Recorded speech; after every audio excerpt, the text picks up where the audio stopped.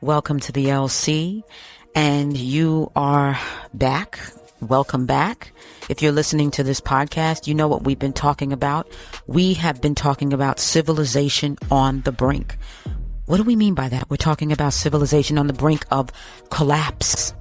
And the last podcast was the introduction to a series of podcasts that will go into depth about what exactly we mean by on the brink. I'm sure many of you who are not living under a rock kind of have an idea of what we're talking about. And this episode is going to be number 1. And we're going from civility to chaos. That's right. So this series is going to include a total of 5 podcasts dedicated to the unpacking and actually the revealing of what is happening to the Western world, or shall I say, the free world, or what used to be the free world, because many of us know what's going on in the UK right now, especially those of us that are really into world affairs, world events. They have for quite some time in the UK been losing their freedom of speech. A comedian was actually jailed, yes he was, by armed guards or armed policemen, whatever you want to call them, for having spoken about a trans individual. Friends, this is unprecedented in the free world. And what's even more interesting about it is that the UK police officers do not carry arms. They don't carry weapons. So the fact that this comedian was arrested speaks volumes. By armed police officers speaks volumes. It really shows us that free speech is, it's a threat. If they felt the need to carry weapons, that goes to show you how powerful free speech really is. It really is our power to be able to speak. And this is what needs to be discussed, because we hear enough stupidity on social media. Social media is not really engaging, and it's not teaching us anything. We need to understand the why and the how. And that's what this podcast aims to do. I'd like to say that we philosophize on life by taking different approaches. We're not a monolith. We explore various angles because that's the only way we can see how things correlate. So I like to say that, yes, this is spiritual philosophy. Yes, this is a little bit of politics. Yes, there's some teaching involved. So there's a lot here to unpack, and there's a lot here that is connected. Everything's connected to everything else. During this series, we will explore human nature as it pertains to what we now refer to as the human condition. And we will also provide a clear definition for civility, because I think that the term civility has been really, I'm not sure people understand it, is what I really want to say. I think people think that being civil means being polite. It's deeper than that. And this is truly at the heart of the series, because what we are doing is setting the stage for an irrefutable argument that proves civility is at the core of human survival. And with all of that said, let us begin. We're currently in the midst of what I call a decaying civilization, and this decay is really in a moral sense. We're told by historians that the cause of civilizations collapsing has less to do with the moral disposition of the people, but instead external and internal factors are at play. Factors such as the devaluing of currency, civil wars, foreign invasions, and much, much more. And I'm not going to get into all of that because it's not my forte. I'm a philosopher, and my analysis stems from a spiritual standpoint. And I also have a deep comprehension of human nature and its correlation to universal principles and laws. So I like to tie all of that into the things that I talk about. You see, scientists and historians gather their evidence from external observations. They read first or second-hand accounts. They really don't have any original sourcing. And as a matter of fact, they really don't understand what that is or what it would constitute. That's why I'm in a class by myself. I don't think that one can refute what one has no knowledge or evidence of to make counterclaims. All one can do is really listen. And you see, what I'm talking about reveals itself to your mind's eye. And that's the evidence. The evidence will be your first-hand account. And there's nothing more real than experiencing something for yourself. So when you hear the words civilization or civil, and I said this before, most people think it merely constitutes etiquette or having been raised with good manners, which would mean that those who are rude and obnoxious would be uncivilized. Let me tell you this. Having manners has nothing to do with civility. It just means that you're well trained. A civil individual is one who lives morally upright. What do I mean by this? I mean one who lives by inner principles. These principles guide his character and his demeanor. They are, if you will, his moral law. And this is deep because we're talking about those who live according to their own principles. These are not something that come from the government or even come from a religious institution. One cannot be trained in adherence to obey these principles. They are developed within the person. The development of principles come from a place or a person of virtue. Now, this is a word that we really never hear. And I think that most people have heard it, but really don't know what it means.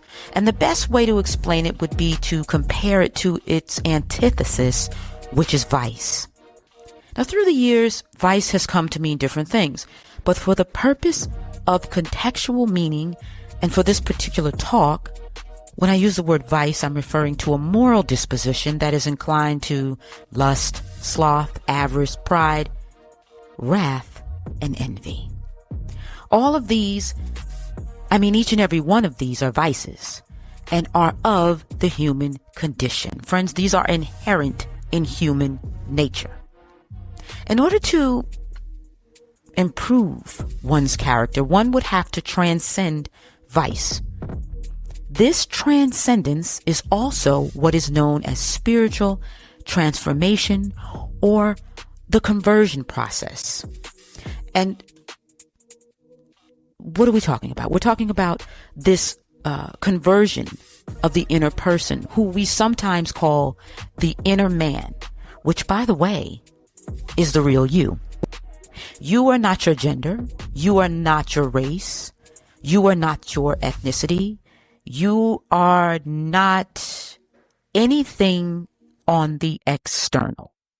The inner man is the real you, and that is where virtue is developed. That's where everything is developed. That's where everything is overcome. Fear is overcome. And everything is transcended. All of the lower nature, that is, and I'll get into that. So a person's inner character is actually his identity. Again, not your external. That's what we're being taught. That's what they're teaching in schools. They are teaching that your identity is your race, is your gender, is your religion, is your ethnicity. It's whatever you want to be, essentially. No, that's not what it is. The character of a man is his identity. It's plain and simple, and we have to get back to that. That is because all action comes from what lives in the heart of the individual. In other words, your character is of your heart. When we look at the world and our fellow men and we question their actions, what do I mean? Their behavior or misconduct. It's not enough to say, well, we have to attribute this to low IQ or no fathers in the home. It's just not enough. The problem is the failure to develop good moral character, which I said happens to be the overcoming of vice, which is inherent in the human condition. When vices are overcome, virtue naturally takes shape within the character of the person. So we can say that what contributes to the uncivilized man is failure, or the failure to recognize, comprehend, and overcome his self-destructive behaviors and attitudes. Let me just put this out there. Civility cannot be forced on the uncivilized. That's why we have jails. You can offer a person as much counseling, as much or as many social workers as you want to.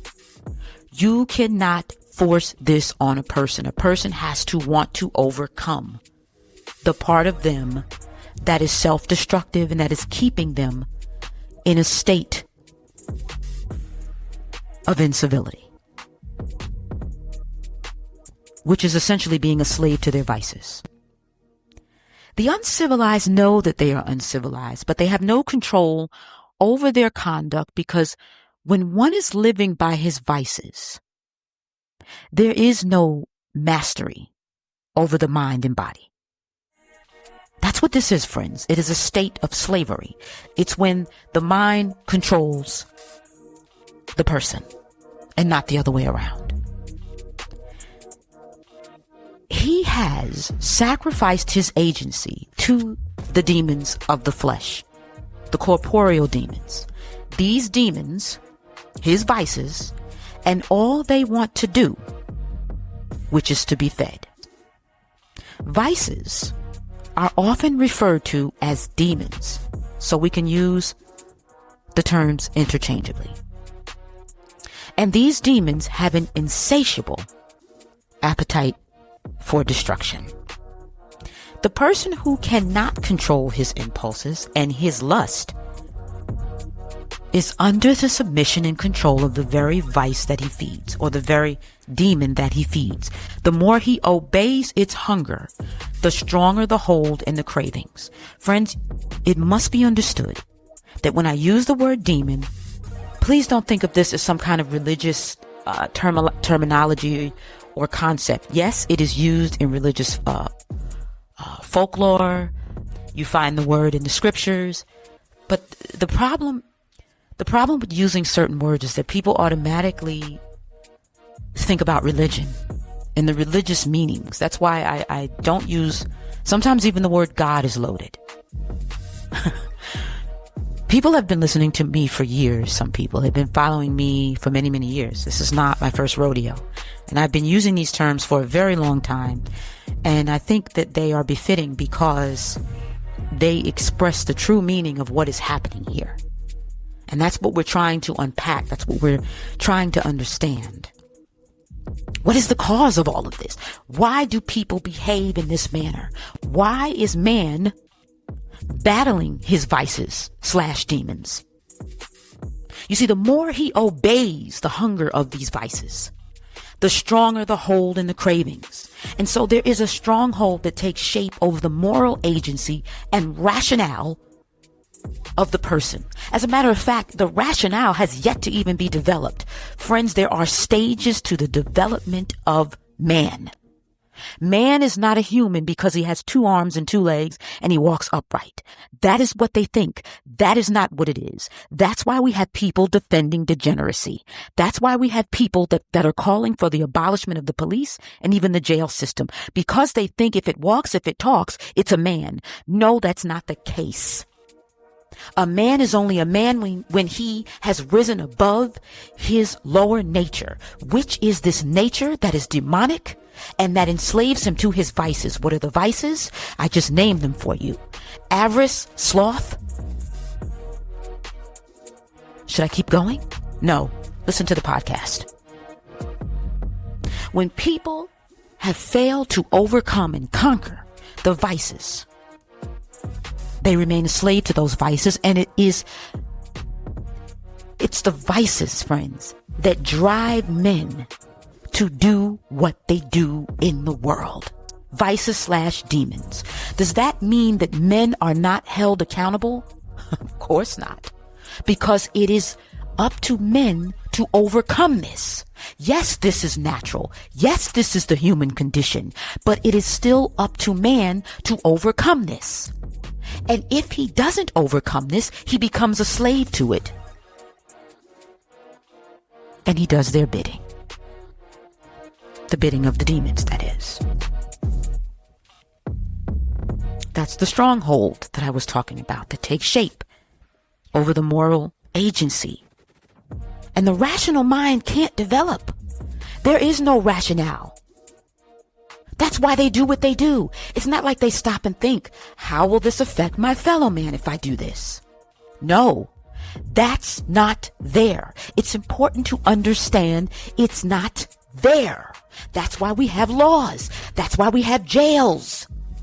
To do away with the system of laws and jails is to allow the demons to run amok. We cannot have it. So they are a slave to their own desires or their own lust. And I say something about slaves because I say all of it not to absolve, again, the uncivilized and the afflicted of their accountability. I say it because they think they have no power. They think they don't have the power to rise above this. The false belief in a lack of power and a lack of agency is what fuels their degenerative behaviors. People keep telling them that it's not their fault. That's the narrative that's at play in society, friends. It is the one that has taken over the minds and hearts of people of color. They're being told that they are victims of an evil plot to destroy them socially, economically, and systemically. All because they're people of color. They say that they can't be racist because they have no power. You see, back to that word again. Power. That's what this is all about. Did you know that anger, the most dangerous of all vices, it's one of them, friends, is rooted in thought and sentiments of fear? The source of powerlessness is rooted in feelings of fear. That's essentially what anger is. Anger is rooted in fear. And fear is the perception of powerlessness. So this is what they want to perpetuate. They want to perpetuate sentiments of fear. We have no power. Whiteness is the authority. White privilege, white supremacy. I have to talk about this, friends, because it is the prevailing narrative that is a lie. It is a flat out lie. Because we are sovereign. All men are sovereign. We are the masters of our destiny. To say that there is something that has power over you denies that fact. It is a fact. You don't want to be a master over yourself because you don't want to be held accountable for your own life. When we look at the actions and behaviors of the debased and morally bankrupt, we must understand the why and how.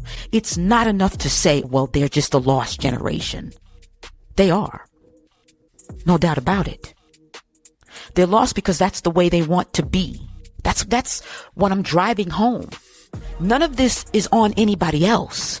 It's on them. There is no entire group or race of people that can cause masses of individuals to become uncivilized. We must understand that men have the power to act on their own volition. But you have people who like to categorize and lump all together. Because when they do that, they can deny moral autonomy and agency. But what they deny does not negate the truth. Although people have agency, there are situations in which society can cultivate and fuel moral degradation. And this is what contributes to societal collapse. And I'm going to name some things right now. Number one, the sacrifice of spiritualism for materialism. Number two, the failure to emphasize and teach the importance of the value of the human being through his societal contribution. Number three, the failure to hold people in the media, public figures, and government elected officials to to higher standards. Number 4, the failure to admonish misconduct. Number 5, the failure to protect the innocence of children. Number 6, the moral degradation of women. Women don't understand their value to culture, to civilization, and their leadership in the family dynamic. This has all been lost. And number 7, the imbalance and fragmentation of the mind, which is mental illness. Friends, last but not least, the loss of God. All of this and even more erodes a civil society. So I don't just say that this is an individual problem. It is in the sense that all men have their own will. However, collectively, we are responsible for allowing the moral decay of our free world. We have tolerated and allowed those who don't share our values to enter our sovereign nations. We're not demanding that our governments protect us from the lawless. Instead, we're allowing lawlessness to prevail. We aren't holding politicians accountable for their abominable misconduct. Instead of ousting them from their seats, we ignore their behavior, which, by the way, condones it. Many of our politicians, celebrities, teachers, and radicals are completely uncivilized. That's right, teachers. Yet we tolerate it. Why? Because we have no clearly defined principles anymore. We're at the point where anything goes. And because we're at this point, we cower to them. That's right, anything goes. That's because we're godless. We've become a godless society. Believe me when I tell you, the uncivilized are the powerless. Only men of virtue and integrity have power. We are the ones who can speak boldly. We are the ones who call order to the savages. And we are the only ones who can resurrect a civilization in peril. But who are these people? I say we. Who are these people?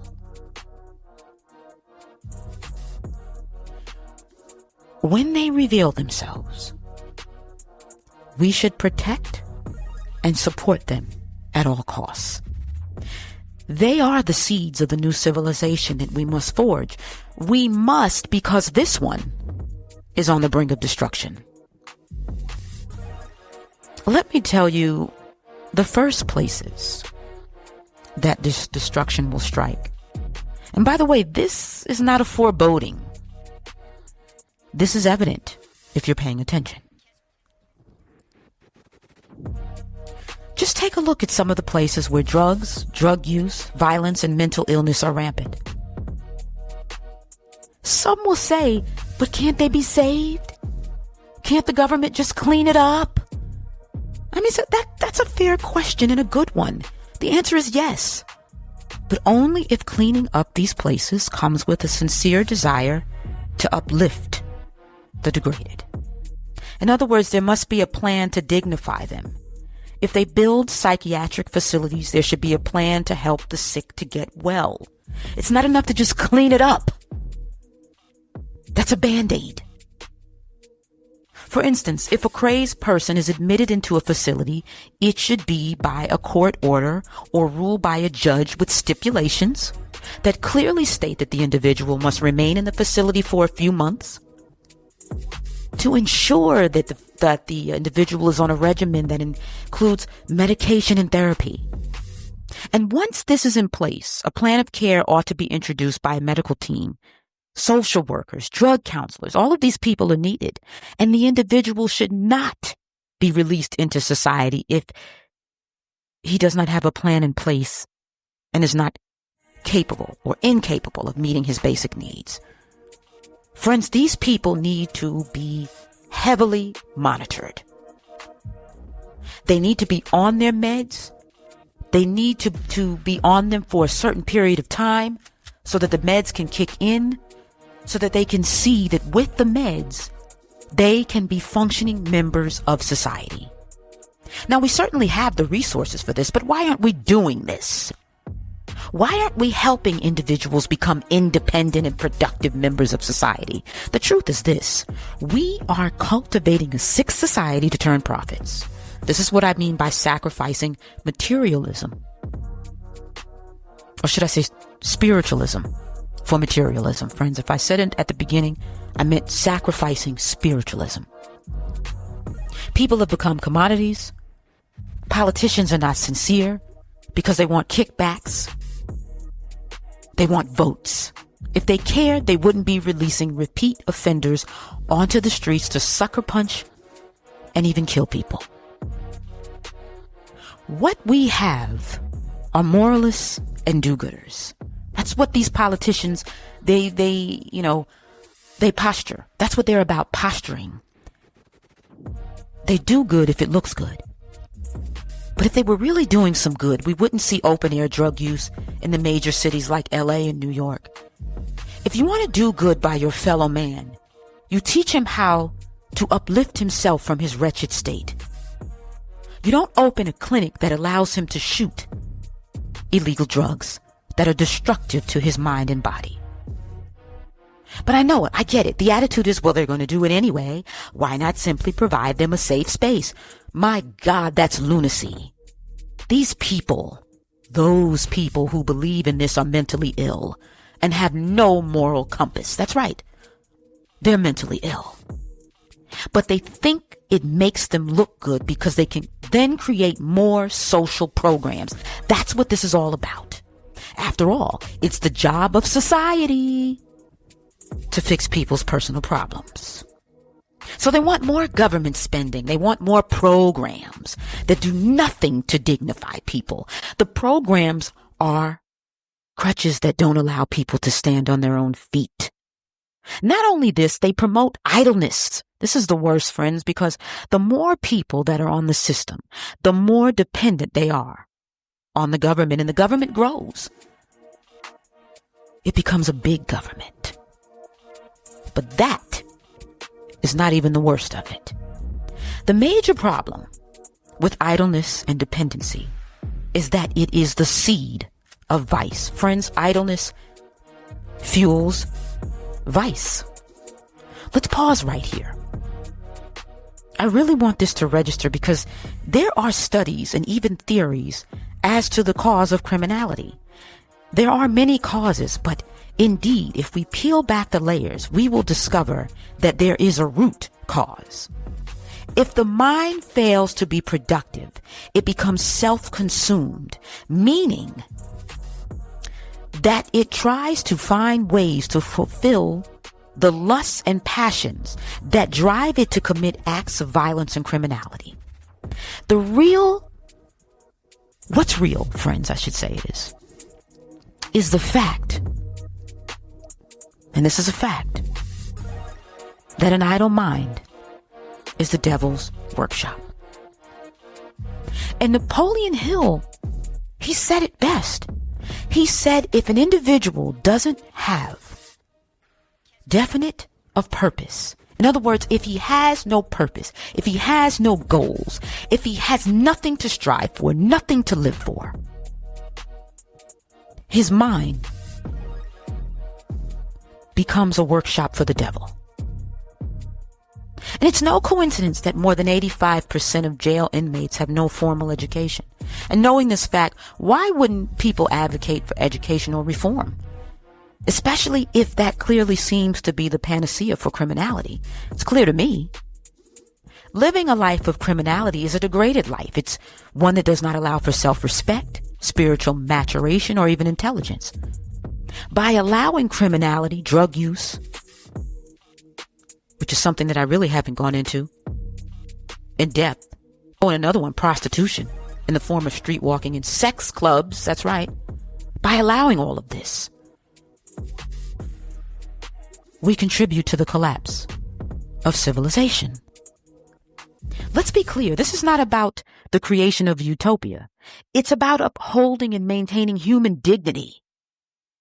It's also about our survival well into the millennia. Friends, there were civilizations on this planet that perished many moons ago, and there really aren't any records of them ever having existed. They came and went. We don't want that to be us. We want to have descendants. We want to inspire and be revered for our cultural contributions, not just for our particular nation, but for the world. But that's only possible if we live according to principles. We cannot accept anything and everything. We must adhere to higher standards. We must admonish the thieves, liars, rapists, and murderers. We cannot condone lawlessness. We cannot accept corrupt politicians in office. We cannot tolerate criminality of any kind. Should you commit a crime, especially a heinous one, you must be banished. You cannot be allowed to live among the civilized and law-abiding until you have learned to do the same. But what we have today is people like mayoral candidate Zohan, or whatever his name is, Mamdani, and the nutty New York City Council advocating for cashless bail and community jails. That's right. They don't want criminals banished. They want them in the community, living among the very people they victimize. And that's already in play, friends. The ground has already been dug. That's right. The soil, friends, the framework is already in place. These community facilities are here and now. It's happening right under our noses. And again, this absolute lunacy is here on full display, and these are the people New Yorkers keep electing and re-electing to govern them. And let me tell you why. Because this is something people, they can wrap their mind around. They see this as justice, because what we must understand is that they believe the jails are filled with people who were racially profiled. They believe that most of the crimes that these people committed were petty and not worth giving them hefty sentences. That's why they implemented cashless bail and why they decriminalized marijuana. These moralists believe that they are in a position of rendering retributive justice. That's what this really is. You see, they are in the business of playing God. That's why they believe they can restructure society economically and politically. But as you can see, their view of justice is an inverted and perverted one that only takes shape in the minds of godless people.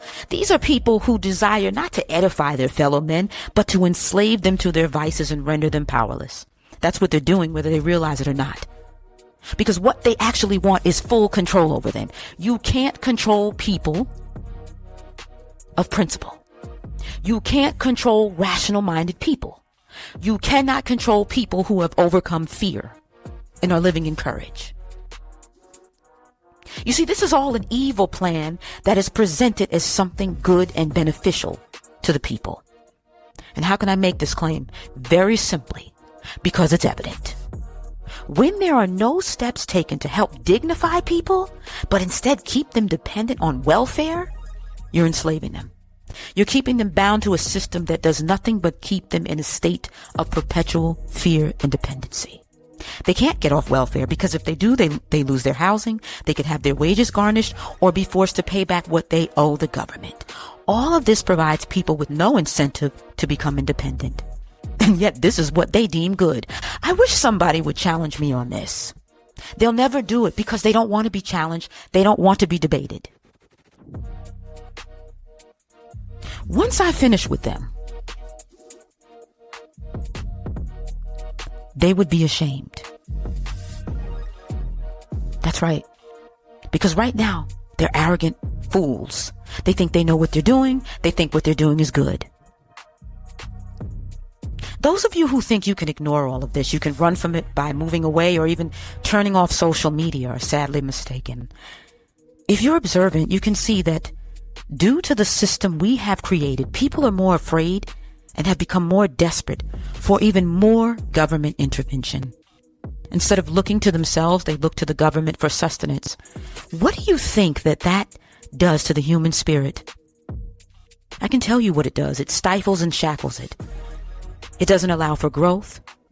And without growth, there can be no development of virtue.